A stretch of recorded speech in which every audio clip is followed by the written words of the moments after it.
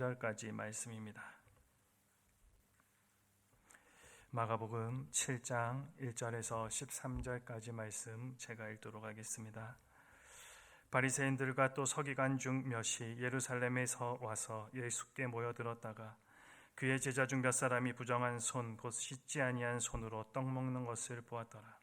바리새인들과 모든 유대인들은 장로들의 전통을 지키어 손을 잘 씻지 않고서는 음식을 먹지 아니하며 또 시장에서 돌아와서도 물을 뿌리지 않고서는 먹지 아니하며 그 외에도 여러 가지를 지키어 오는 것이 있으니 잔과 주발과 녹그릇을 씻음이로라. 이에 바리새인들과 서기관들이 예수께 묻되 어찌하여 당신의 제자들은 장로들의 전통을 준행하지 아니하고 부정한 손으로 떡을 먹나이까? 이르시되 이사야가 너희 외식하는 자에 대하여 잘 예언하였도다.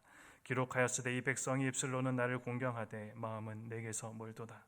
사람의 계명으로 교훈을 삼아 가르치니 나를 헛되이 경배하는도다 하였느니라.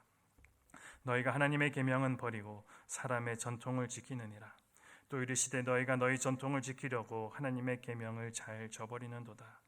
모세는 내 부모를 공경하라 하고 또 아버지나 어머니를 모욕하는 자는 죽임을 당하리라 하였거늘 너희는 이르되 사람이 아버지에게나 어머니에게나 말하기를 내가 드려 유익하게 할 것이 고르반 곧 하나님께 드림이 되었다고 하기만 하면 그만이라 하고 자기 아버지나 어머니에게 다시 아무것도 하여 드리기를 허락하지 아니하여 너희가 전한 전통으로 하나님의 말씀을 폐하며 또 이 같은 일을 많이 행하느니라 하시고 아멘. 가만히 있는데도 땀이 흘러내리는 무더운 여름날에 한 가정에서 있었던 일입니다. 어떤 가정에서 그 무더운 날씨에 손님을 초대하여 식사를 하게 되었습니다. 준비한 음식을 함께 하기 전 기도 시간에 초대한 집의 엄마가 자신의 4살짜리 아들이 기도를 잘 한다고 식사 기도를 시켰습니다. 그랬더니 아이는 부끄러워하면서 할 말이 기억나지 않는다라고 대답했습니다. 그러자 엄마가 이렇게 이야기합니다. 엄마가 아까 말한 그대로 기도하면 돼. 자, 빨리 한번 기도해보자. 기다리고 계시자니. 그러자 아이가 이렇게 기도를 시작했다고 합니다. 하나님, 왜 오늘같이 짜증나는 더운 날 손님을 초대해서 이 고생인가요? 그리고 눈치도 없이 오란다고 오는 것은 또 무슨 경우인가요? 여러분, 많은 사람들이 교회에 와서 실망을 하고 떠납니다. 왜 그렇습니까? 단순히 교회에 대한 오해이거나 교회를 잘 모르기 때문일까요? 그런 이유만은 아닌 것 같습니다. 교회에 처음 나와 예수님을 믿은 사람들은 일반적으로 교회의 위선과 이중성에 대해 민감하게 반응합니다. 목마른 사람이 마실 물을 구하는데 교회는 그 사람에게 마실 물을 주지는 않고 그릇만 주기 때문입니다. 어떤 교회는 본질보다 비본질적인 것에 아주 지나치게 신경을 쓰는 경향이 있습니다. 물론 형식도 중요합니다. 그러나 형식보다 내용이 더 중요한 것입니다. 이와 더불어 역사와 전통도 중요하지만 교회의 본질인 예수 그리스도와 복음이 더 중요합니다. 우리가 함께 모여 하는 장면들을 한번 생각해 보십시오. 우리도 많은 경우에 형식과 전통에 따라 행하면서 그렇게 하지 않으면 마치 예수님을 잘못 믿는 것처럼 생각할 때가 우리도 가끔 있습니다. 이러한 이유로 우리는 역사와 전통에 얽매인 신앙생활을 하는 경우들이 있습니다. 기독교가 처음부터 교파를 구분하지는 않았습니다. 세월이 흐르면서 그 시대의 정신에 따라 교파가 생겼습니다. 어떤 사람들은 기독교의 교파가 너무 많다 비판하기도 합니다. 그러나 교파가 많은 것이 꼭 나쁜 것은 아닙니다. 그것은 진리에 대한 다양성을 의미하고 있기 때문입니다. 그럼에도 이러한 비판에 우리가 자유롭지 못한 이유는 분열의 원인 가운데는 세례나 침례냐 하는 아주 사소한 문제에서부터 찬송가와 복음 성가의 구분 문제까지 관점 차이에서 오는 다른 의견들을 절대의 자리에 올려놓고 한치의 타협도 하지 않은 채 자꾸만 분열시키고 있는 것이 우리의 실상이기 때문입니다. 여러분, 하나님은 어떤 분이십니까? 지상에 있는 모든 교파가 주장하는 것보다도 더 크신 분이십니다. 모든 교파의 시작은 성경과 예수 그리스도입니다. 그러나 세월이 흐르면서 전통에 익숙해지면서 성경과 예수 그리스도를 자신들이 익숙한 전통과 방법으로 얽매려고 하는 것이 문제입니다. 오늘 본문의 바리새인들과 율법학자들도 자신들이 생각하고 있는 전통과 형식이 있었습니다. 이들은 예수님의 제자들이 자신들의 전통과 형식과는 다르게 행동하는 모습을 보고 문제를 삼기 시작했습니다. 그들이 예수님에게 이렇게 질문합니다. 5절 말씀에 어찌하여 당신의 제자들은 장로들의 전통을 준행하지 아니하고 부정한 손으로 떡을 먹나이까? 지금 질문하는 바리새인과 서기관들은 예루살렘에서 갈릴리까지 약 200km의 거리를 온 사람들입니다. 이들이 이 먼 거리를 따라 예수님을 찾아온 이유는 예수님을 믿고 따르기 위함이 아니라 예수님을 책잡고 모함할 근거를 찾기 위함이었습니다. 그렇기 때문에 그들의 관심은 예수님의 말씀이나 또는 표적에 대한 의미를 찾는 데 있는 것이 아니라 3절과 4절에 나와 있는 대로 오직 장로들의 전통을 지키지 않는 모습만 눈에 들어왔고 이에 대해 집요하게 물었던 것입니다.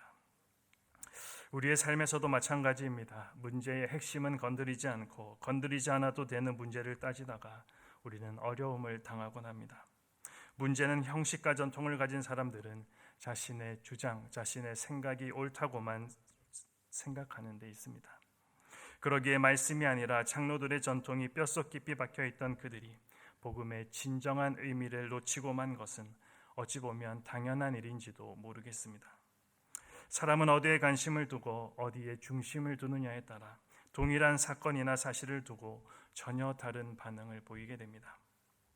성도들 가운데 혹 불평 불만 가운데 가득 찬 마음으로 하나님과 교회에 대해 책잡을 일만 찾는 사람들이 있다면 어떻게 되겠습니까? 이러한 사람들은 하나님의 은혜를 볼 수가 없습니다. 왜냐하면 그들 자신이 관심을 쏟는 대로 그들의 눈과 귀에는 오직 비판과 책잡을 일만 들어올 뿐 은혜가 되는 일은 들어오지 않기 때문입니다. 하나님의 은혜와 능력을 찾기 전에 먼저 우리 마음의 중심을 바로잡고 그 은혜를 사모하는 마음을 가져야 합니다. 여러분이 진정 하나님의 은혜를 잊고자 한다면 먼저 여러분의 마음을 하나님을 향해 열어놓으십시오. 그리고 은혜를 사모하는 마음으로 말씀을 듣고 신앙생활을 하십시오. 말씀이 아닌 세상적 기준에 사로잡히면 하나님의 은혜를 우리는 깨달을 수가 없게 됩니다. 장로들의 전통에 사로잡힌 바리새인의 눈에 손을 씻지 않고 떡을 먹는 제자들이 한없이 불경해 보였던 것처럼 돈과 명예, 세상적인 기준에 사로잡힌 사람들의 눈에는 물질과 시간을 바쳐 하나님께 봉사하는 성도들의 모습이 한없이 어리석게만 보일 뿐입니다. 세상적인 기준을 버리지 못하면 결코 참다운 그리스도인이 될 수 없습니다. 지나친 형식에 매여 있는 이들을 성경은 오늘 어떻게 표현하고 있습니까? 6절 말씀에 너희 외식하는 자에 대하여 잘 예언하여도다. 그러면서 예수님은 바리새인들과 율법학자들이 문제를 제기한 전통과 형식에 대한 논쟁에 대해 세 가지로 대답해 주십니다. 먼저 6절 말씀입니다. 너희는 입술로만 나를 공경하고 마음은 내게서 멀리 떠났다. 두 번째 대답은 사람의 훈계를 교리인 양 가르치고 나를 헛되이 예배한다. 자칫하면 우리가 드리는 모든 예배가 헛된 예배가 될 수 있다라는 경고입니다.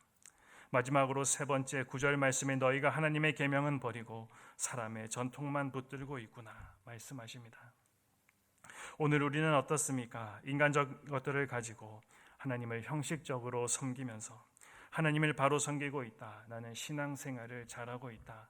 자하자찬 착각하고 있는 것은 아닌지 우리도 한번 확인해 보아야 하겠습니다.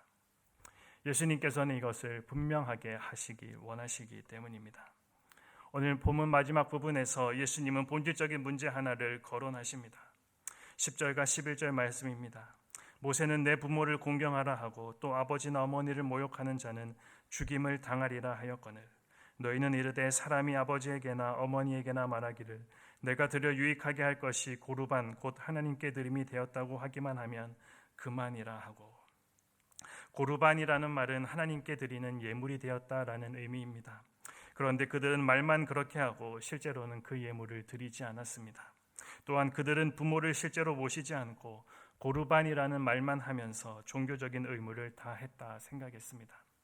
부모를 공양하기 위한 의무를 회피하기 위해 이 고르반이라는 제도를 악용하였던 것입니다.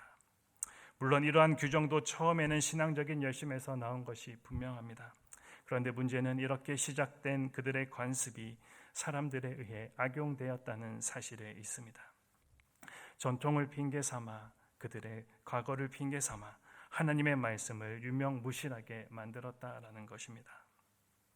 오늘 예수님은 마음의 온갖 죄악은 방치 않은 채 겉만 깨끗이 보이려는 바리새인의 위선을 향해 엄한 책망을 하십니다. 외형에만 치중하느라 가장 중요한 본질적인 것, 본질과 정신이 망각된 것, 외형적 껍데기만 남은 것들을 가지고 하나님을 섬기는 것을 그야말로 헛되이 경배하는 것이라고 책망하고 계십니다. 이제 우리도 신앙생활에 있어서 알게 모르게 존재하고 있는 이 종교적인 위선과 가면을 벗을 때가 되지 않았습니까? 위선과 가면에는 생명력이 없습니다. 성도의 삶은 하나님을 비춰주는 거울이 되어야 합니다. 오늘 말씀의 논쟁은 제자들이 손을 씻지 않고 식사하는 것을 따지기 위해 시작되었습니다. 그런데도 제자들에게 이것을 직접 따지지 않고 예수님을 찾아가 어찌하여 당신의 제자들은 이라고 그들이 따져 묻습니다. 제자들의 행동이 예수님에게 미치고 있음을 우리들에게 보여주고 있는 것입니다. 그렇습니다. 여러분도 혼자만 생각하면 안 됩니다. 이 세상 사람들 역시 성도들의 삶 가운데 무언가를 발견하면 그 사람이 아니라 바로 그 사람이 믿는 하나님에 대해 이런저런 말들을 하기 때문입니다. 그렇다면 우리의 모습을 통해 어찌하여 너희의 하나님은 이라고 따져 묻는 경우가 없어야 하지 않겠습니까?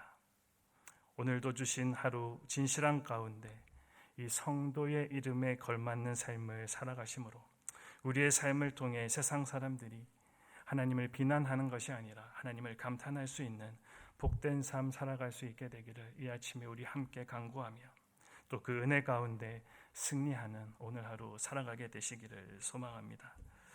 아까 우리가